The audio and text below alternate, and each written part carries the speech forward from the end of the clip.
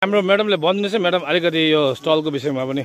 हाम्रो यहाँ स्टल चाहिँ हाम्रो मार्तम एसएजीहरूले गर्नु भएको स्टल चाहिँ एकदमै यो जस्तै यहाँ हाम्रो अन्डा पाइन्छ, यहाँ यो हाम्रो के भन्छ सिस्नु पाइन्छ, ओखर पाइन्छ, यहाँ यो हाम्रो लेमन ग्रास पाइन्छ, यो चियापत्ती अरे it's very sea buckthorn green tea अरे यो कहाँबाट आएको लाचुङबाट त्यस्तो ल्याएर हामीले थुपारेर बेच्दैछौँ। उहाँहरू फ्रेस फ्रेस कटुस पाउँदो रहेछ यहाँ म्याडम चाहिँ हाम्रो इन्सपायरको है एउटा इन्सपिरेसन दिने, हाम्रो गाउँलाई एउटा इन्सपिरेसन दिने म्याडम हुनुहुन्छ र उहाँको नेतृत्वमा आज यो प्रोग्राम यहाँ सम्पन्न गर्नु गइरहेछ।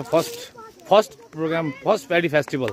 So we are very thankful madam तपाईँलाई है, यसरी अब तपाईँले हाम्रो मासमा आएर है हामीलाई यसो सिकाइदिएकोमा है। आशा छ तपाईँको गाइडेन्स हामीलाई अझै पनि चाहिन्छ होला है।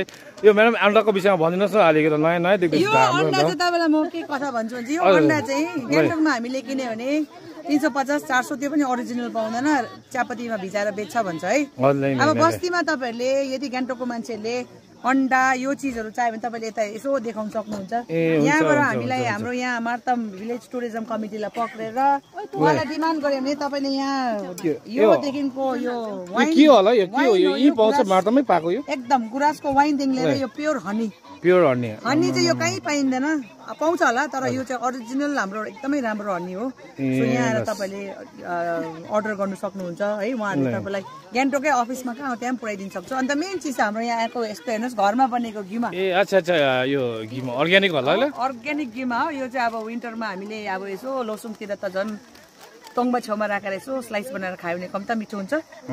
अलिकति खायो भने इट्स हेल्दी, अब थुप्रो खायो भने त इट्स नट सो हेल्दी। यो लार्ज कार्डमम छ जुन चाहिँ अब यहाँ पाइन्छ। हाम्रो चामल पनि राखेको थियो, अब चामल चाहिँ अहिले छैन रहेछ। तर देख्नुहुन्छ चामलको धानको बारी नै डल्लै। अब यो बारी नै चामलको भएर त्यति लिने आवश्यकता पनि परेन होला है होइन, खेतै अब यो प्याडी फिल्ड भएकोले गर्दा होइन।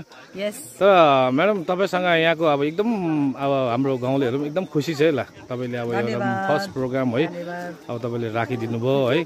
अन्त म्याडम यहाँको कोअपरेसन, यहाँको हाम्रो एसएचजी ग्रुपले कसरी तपाईँसँग कोअपरेट गरेर चल्दैछ अलिकति भनिदिनुहोस् न।